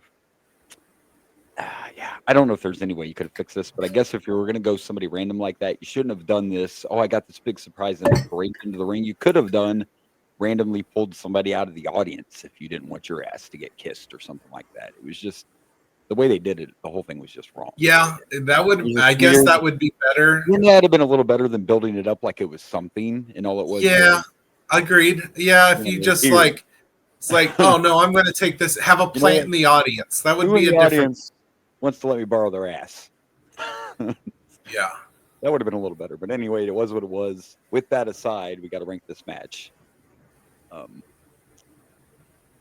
let you go first. I don't know. I'm going with 2. It wasn't a bad match, but this really soured it for me. Yeah.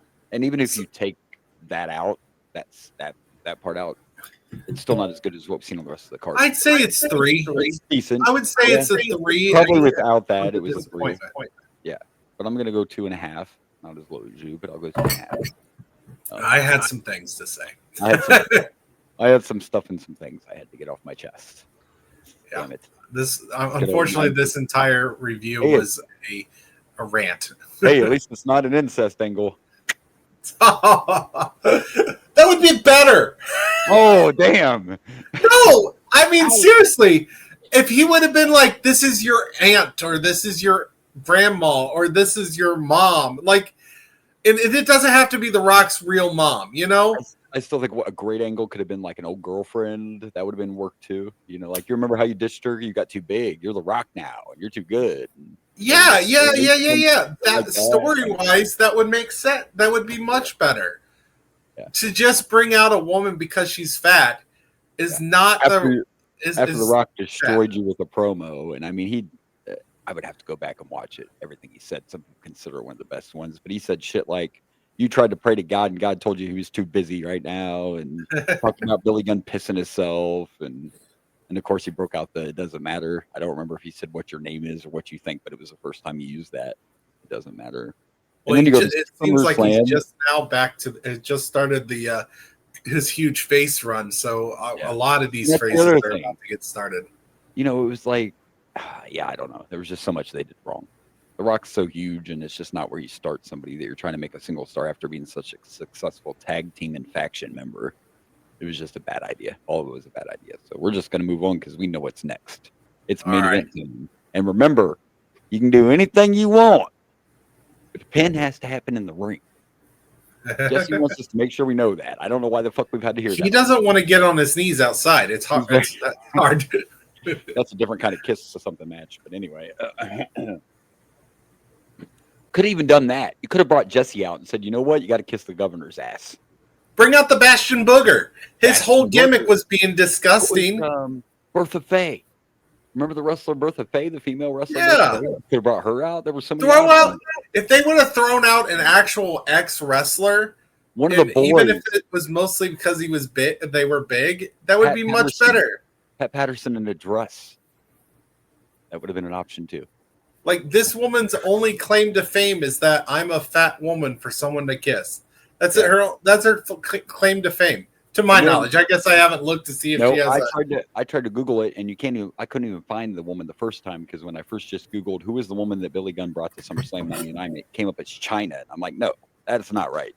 I literally had to put in who was the woman that Billy Gunn brought to SummerSlam '99 to have her ass kissed. I really had to put all that in to even find out. So yeah, she was just some random somebody, crazy. Yeah, let's move on. All right, we're gonna move on. It's upsetting me more and more. You need to calm down. We got to get you something to calm you. Just simmer down. Simmer down now. Simmer down. You won't like him when he's angry. He turns green. That's all that happens. I'm the bulk. So, oh gosh, here we go. You got to stop. You're gonna have puns for everything.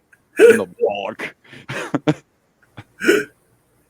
Well, I'm already Mock Foley, so let's just continue this. Let's move on. Let's go to the main event. All right, here we go. We love us a good old train wreck. Of course, we saw the video of how we got here. And believe it or not, I guess this isn't too far-fetched to believe. Believe it or not, there was a minute there, and for real, that Vince was considering putting China in this World Championship match, which you saw that during the build-up, but he was actually considering putting China in this world title match. I wouldn't have hated that. I mean, China was good in these matches. And I think China looks good in everything she's ever done. But one person that's not a fan is Jericho, and he says she actually wasn't good, which could be possible. Maybe everybody else makes her look better than she is. But Jericho's the one person that I've always heard complain about China. And since it's only one person, it makes me wonder. Like, I like Jericho, but you're the only one that's ever complained. Did you really not like working with her, or were you upset because she beat you for the Intercontinental title? Is it really what it is? Like, I think it's a woman thing more than a performance thing. I hate to say that. When you don't hear anyone else say that she was not good in the ring, it makes it sound like he just didn't like losing to a girl. Yeah. Perhaps. It could be. Do you think they would have had China win if she was in it? Because, I mean, the person that replaced her actually won the title. Right. I don't know. That's a good question. I'm pretty sure Austin has surgery right after this. That's why they're selling That's why they did the Triple H beating the crap out of him. But this was fun. How about Jesse as a ref? That was great. Look, when Triple H cheated, he was like, "Nope, like I'm not doing it. Do it that way. It's my way or the highway, bitch." Okay. Yeah, I like it up because they're in Minnesota. So, and he also ejected China, and and then Tim Ross said something like, "I'm pretty sure that's the first referee who ever." Ejected China, and of course Lawler made some kind of, I wish I could have remembered it. He made some sexual innuendo joke about it. And I wish of course. You know, something to the effect of, I'm sure it's not the first person that's ever. But anyway, what a match! What a fun match! Again, but Jesse, China. That is the first time we've seen China get kicked out of the match. I think out from ringside. I think that is the first time that's happened. Jesse wasn't playing that. Like, no, Huh. no, no, not in my. I don't ever remember China getting ejected. I could be wrong. I believe she has. Yeah, Maybe I she don't has, think but she's that's. always come back. I don't know. That could be, but yes, we're definitely selling Austin's knee in this. And man, that chair shot to the knee, that was almost looked as brutal as a headshot. Like that one just made me cringe. Like Yeah. he really fucking hit the. And by the way, the one thing concerned me in this match, Mankind was giving unprotected mandible claws, and that's not safe. You should not do unprotected mandible claws. That can be dangerous. I mean, I'm just saying. Indeed. He was barebacking that shit. A little dangerous, you know. What is this? Brokeback Mountain? What's going on? Oh my. Wah, wah, wah. I don't remember. I remember this pay per view. I remember the SummerSlam. I don't remember Foley winning the title here, and I don't know why. But it was I the was old, unfortunately spoiled yeah, because you were busy making your when I was looking for the cover or the cover art for this match. I saw Foley holding the uh, smoking skull. yeah, That's the giveaway. When you see it's a smoking skull, but you're like, oh yeah, shit. But yeah. I liked that the classic steal your opponent's pin. Basically, is what he did because Triple H nailed that pedigree, and then here comes Mankind. Yeah. Knocking Triple H out of the way, but give him credit because he thought that wasn't enough. He went ahead and gave him the double underarm DDT as well, just to make sure Stone Cold was done. And Mrs. Foley's baby boy's the new champ, and then Triple H just continued to beat the piss out of Stone Cold and attack that knee. Were you waiting for someone else to come out? Because I was. Like I don't remember Kinda. totally, but I was just waiting for someone. By the way, we forgot to mention during the match when Jesse pulled his little I'm not counting that pin that way. Shane came out to try to get in his Oh face, yeah. Yep. and he got a Stone Cold Stunner for his troubles. Shane needs to teach his dad how to take a stunner because that was a good sell. That wasn't a Oh Vince McMahon sell. That was a good sell. yeah. Vince was the worst when it came to stunners. I was actually kind of waiting for Jesse to get physical, but again, I don't think he could. I mean, I don't think they want the governor to get physical in a wrestling match. I'm guessing. I mean, Yeah, possibly.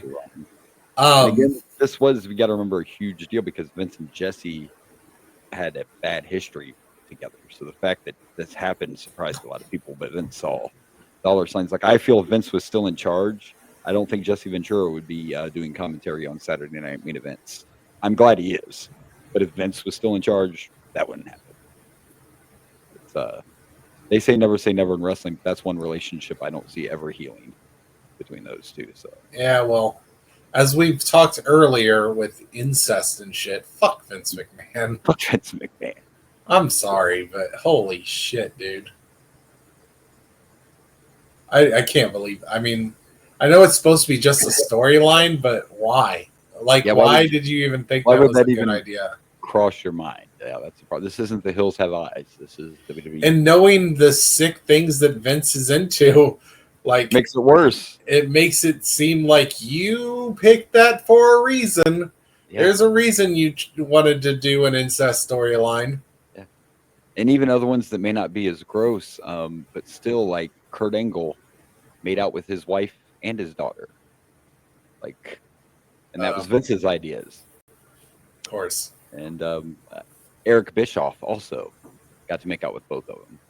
And in an interview, Eric said it was really weird to be standing across from Linda McMahon and or Stephanie McMahon and hear Vince in the background going, "That's it, give it to her, put a little tongue in there." You know, Eric's Oh like, my it was God. a little weird. He's like, don't get me wrong, Linda's sweet, Stephanie's beautiful, but there's just something about the father or husband being in the background going, "That's it, yeah, get in there, get that tongue down in there, Vince grab is a her, creep, dude. grab her a little bit." Yeah, you're not kissing my wife right. Like that just doesn't sound yeah, the more we learn about Vince, the more you know, the more you don't want to know. And then you're shocked why you weren't invited to the fucking Hogan tributes. Come on. As long as TKO own, you will never, like, You're not Although they I can't. imagine Hogan would have been fine with Vince there. He would have been, but here's my feeling: like you can't erase Vince. I get that you can't. Like literally, you can't. You could try to remove all the physical evidence that Vince, but it's never going to happen. You can't erase him. Doesn't mean you have to still embrace him. There's a difference. We Yeah. can't erase him. Doesn't mean we have to embrace him anymore. And of course, they didn't bring you that fucking tribute. That would be horrible timing. Like, not no. I have a question. Yes, go ahead.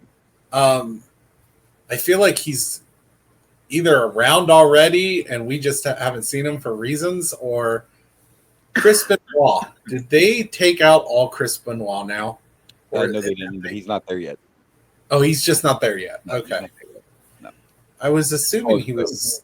No, because he shows up. He shows up with. Remember, they all four show up. He shows up with Saturn and Dean Malenko and Eddie, and they all show up together as the Radicals. And it's right before the WCW purchase, so it'll probably happen before the end of this year or the very beginning of next year. But yeah, he's not here yet. No, Benoit stuff's still on the network. It's still there. Good. I don't want him to be taken out. I mean, I'm pretty sure they did at first. Let's see. I want to just see if I can Google. Keep talking. I want to Google real quick, see if I can see when they debuted. But yeah, they all came in together. Benoit was part of that group that jumped, and that was before the. Because I don't get me wrong. Oh, we are real close. Fuck Benoit. July of this year is when the Radicals are going to debut. When was SummerSlam? Is it SummerSlam normally in? Back then August. Back then it's probably different, right? Hold on, let me pull this up. We just said it during the introduction. I'm horrible. I literally said when this was, and I forgot already. Well, you mentioned. So the Radicals have appeared, but we haven't seen yet. And they may not have wrestled yet because at first they just started like setting in the audience when they first appeared. So, Gotcha. So maybe we just haven't seen them. But yeah, we're about to get Benoit. So. I hope they don't get, because I do kind of want to watch his matches. I recognize the man is. I mean, again, to me, it's kind of what I just said about Vince, right? Yeah, we don't have to embrace him now, but this two different things. I'm not opposed to watching his matches because of what happened. I want to see his character. And honestly, with Benoit, I think he had some kind of brain damage. I don't think that was the type of person he was. Christopher Nowinski has talked about it a bunch because he became a big advocate, and I've said it more than once. If you see the brain scan of Benoit, it was more damaged than not. Like most of his brain was red, which is signs of damage. So, and just the way it all happened, yeah, it had to be some kind of, not justifying it here, just so everybody knows, but no.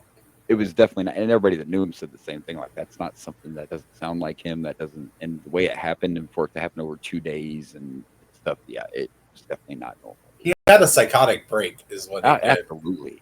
And I think the reason he killed himself, I don't know if killing himself was even the plan. I'd be willing to bet he realized what he did and just was in a place. I think he was way out there, mental-wise, yeah, because I believe he killed his son first, I believe, on the first day. Didn't even do them both the same day. One the first day, then his wife and himself the next day, and then the Bible verses being highlighted, and the Bibles it was just, weird stuff. But yeah. Anyway, but I was just curious because I know we're getting close. Yeah, he has not been erased as far as I know from anything. As far as I know, I've seen clips show up too and besides if Peacock for some reason decided not to have it, you can watch that shit on YouTube and it'll still be there. So, but I don't think he's been erased as far as I know. Anyway, way to bring the show down. Gosh, bummer. Sorry. Gosh, trying to cripple our momentum. Fair enough. Anyway, let's rank this. Fair enough. Main event. Let's do that. So are you gonna go first? Because I'm trying. Are you calling me a goat? I can go first. It was fun. It was entertaining. There was so much good stuff on this SummerSlam. That's what makes everything so hard. Um, I'm kind of conflicted here. You know what? I'm gonna give it a. I'm gonna go ahead and give it a 4. I'll give it a 4. There's 4 people, including Jesse, so I'll go 4. I'm going to go 4 too. I'm going to go 4 as well. Yeah. It was a fun main event. I liked it. I liked Jesse the body being there. I like Jesse the body. Yeah, and it's not a bad problem to have if you just got done watching a pay-per-view and you were like, man, that's a great main event, but the whole thing was so good. There were a lot of good matches other than there was. In fact, our next segment is going to be very hard. There was one shitty match and then one questionable decision match. But other than that, it's been a good SummerSlam. It has been. I agree. And you're right. The next segment may be a little hard except for one of the picks. But yeah, let's do it. Let's pick some matches. That is next, right? We pick matches, then we rank. I don't want to go out of order. Yes. Here. I found my rankings, kids. Yes, we do the best and worst first. That's right. All right. Well, let's do it. So let's start. Favorite match of the night. All right. So favorite match of the night. And I don't know. I might surprise you on this one. But favorite match of the night is the one that we individually choose as our favorite because it's the one we enjoyed the most. All these were good matches. All of them got pretty high rankings. And believe it or not, though, I'm not going with the main event. My favorite match of the night is going to be the Hardcore Championship match between Al Snow and the Boss Man. That's my favorite. There's a lot of tough ones this time.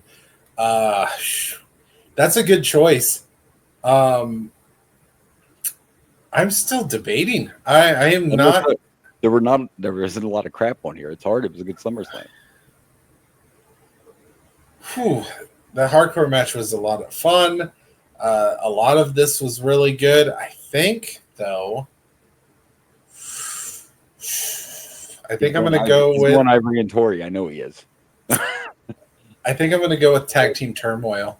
That was a lot of fun, and I love a good Tag Team Turmoil. A lot of high spots in it. Yeah, I was debating on that, the hardcore match or the tag team match with Kane and the Xbox. Which could also be a good choice. Look at that. Neither one of us picked the main event because there was so much good stuff. And a lot of times it ends up automatically defaulting there, but we had a lot of great matches and a lot of high-ranked matches. We did. Absolutely. All right. So, are we going to go to the next one? Got to pick that worst. Roll that beautiful bean footage.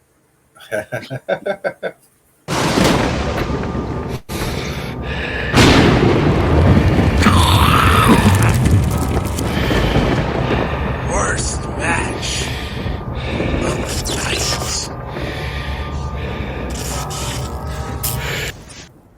And I know I'm going to sound like a broken record, and my co-host here does all sorts of amazing, great videos. That's still one of my favorites, probably because of my love for horror.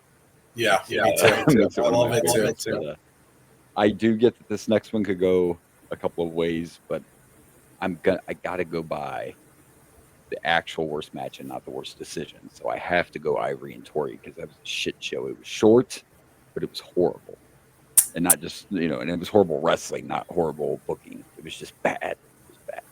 See, I'm going with the worst decision, which is the Kiss My Ass match. Kiss My Ass match. I've been.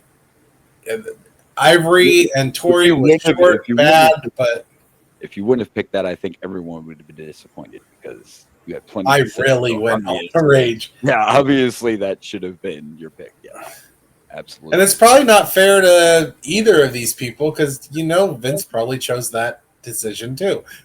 I mean, because the match itself was decent. Maybe this isn't unfair, but at the end of the day, it's them doing their job. Because, like I said, The Rock said he wasn't a fan of any of it, but they do it until you get to the point where you can say no, and some wrestlers get to that point.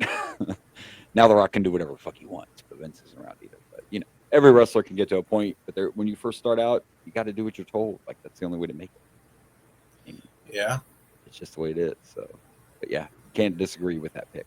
Those were the two bad matches in this whole. I didn't even hate the Lions Den match. No, it wasn't that bad. Not this time. I mean, for the longest time, that women's match was going to be my top or my worst, but I was just really disappointed.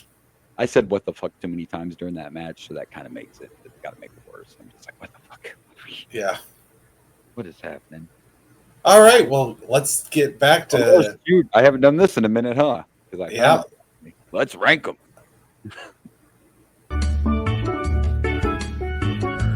SummerSlam rankings. Hey, I dig it, man. Does that sound Jamaican or not? I wasn't going for Jamaican. I was going for like I tried finding. That's summer though. That's a one. I tried going with like a summer sounding. Because I had one for SummerSlam already, but I was like, it really doesn't fit the vibe, so I updated it. Yeah.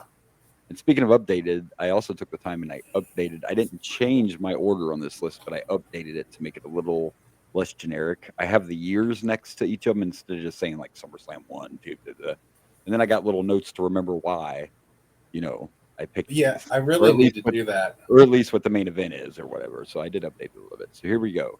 We now have 12 SummerSlams going from worst to first. At number 12, I have SummerSlam 88. That's the original, which was the Mega Powers of Megabucks. At number 11, I have SummerSlam 94, which was Taker versus Taker. We can understand why that's there. Yeah. At number 10, I have SummerSlam 89, which was Hogan and Brutus against Macho Man and Zeus. Another banger there. 8 is SummerSlam 91, and that was the SummerSlam where Macho and Elizabeth got married. Yeah. At number 8, I have SummerSlam 90. That was the Ultimate Warrior and Rick Rude in a steel cage. At number 7 is SummerSlam 93. That was Lex Luger and Yokozuna. At number 6, I have SummerSlam 98, which was Stone Cold and Taker. I don't remember anything else about that pay-per-view or that particular one except for that. At number 5, I have SummerSlam 97, and that was Taker and Brett, and that's when Austin got his neck broke by Owen. Number 4, I have SummerSlam 92. That was Wembley Stadium, Brett and Bulldog. At number 3, I have SummerSlam 96. That's the one I went to. That was Shawn and Vader in the main event. And at number 2, I have SummerSlam 95, which was Shawn and Razor in the ladder match. And this SummerSlam is my new number 1. SummerSlam 99 is my new favorite. Nice. So for me, I have in 12th place, I have SummerSlam 1. In 11th, I have number 2. In 10th, I have SummerSlam 7. In 9th, I have SummerSlam 4. And in 8th, I have SummerSlam 9. For 7th, I have 3. 6th, I have SummerSlam 6. 1 second. I screwed something up here. In 5th, I have SummerSlam 11. In 4th, I have SummerSlam 5. I did not do my research and figure out which one it was which. SummerSlam 8 was my 3rd place. SummerSlam 10 is my 2nd, and I also have this was just too good all the way down. Yeah. It didn't have one just standout match. It had a bunch of good matches. And that's why it's mine too, because when I did this little update this morning and I went on the cock to kind of gaze over everything, most of those SummerSlams are based off of one good match or maybe 2 matches or maybe a moment in one good match. Yeah. But this one had a strong card. This was solid. I digs it. I digs it too. There you go. We watched, we reviewed, we picked, we ranked. Now it's time to plug. Gotta plug those pluggables. All right. Well, you can find me at Dragon Blazer Productions on Facebook, Instagram, YouTube, the TikTok. You can also find me at Dragon Blazer Pro on the X. I can't believe I've gotten used to just calling it X now. People. X, formerly known as Twitter. I'm used to calling it the X, but I still call it a tweet, even though X calls it a post. But Facebook has posts. You need your own fucking name, Elon. You can't Anyway, the show. You can follow us at the Boomer and Blaze Show on Facebook, TikTok, Instagram, YouTube's, and we are at Boomer_Blaze on the X. There you go. Next week, we hop back to WCW/NWA. It's going to be Chi-Town Rumble, 1989, and another video game review. We're going to go ahead and do that, and we'll throw WCW Mayhem in there. What's the WCW called? The pay-per-view? Yeah, Chi-Town Rumble? Is that the name of the pay-per-view? Yeah, Chi-Town Rumble. That's what it's called. Okay, just double checking. And that's like the second one, I think. Might have to rank them. Yeah, it is called the Chi-Town Rumble. Yeah, I've been trying to wait until we have about 3 of them. Right, and some of them don't even make it that far. In the fully loaded, I'm probably not going to do rankings because we only have 3. Well, yeah, and then it disappears. Let me double check, but I'm pretty sure that this is just the Chi-Town Rumble and not like a Starrcade or anything. It's just. I thought we had a Chi-Town Rumble already. We did. Maybe that wasn't. I thought that was like a subtitle for an already made pay-per-view. It's just Chi-Town Rumble. Let me look up 80. Yeah, just Chi-Town Rumble. All right, 88. No, 89 is the one we're on. We're on 80. Chi-Town Rumble 89. I was seeing if there was so one this in is the second one. Got it. So there you All go. right. We look forward to next week. So, but until then, this has been the Boomer and Blaze Show. I am Boomer. And I'm Blaze. Good night from Dragon Blazer Studios. Have a bad day.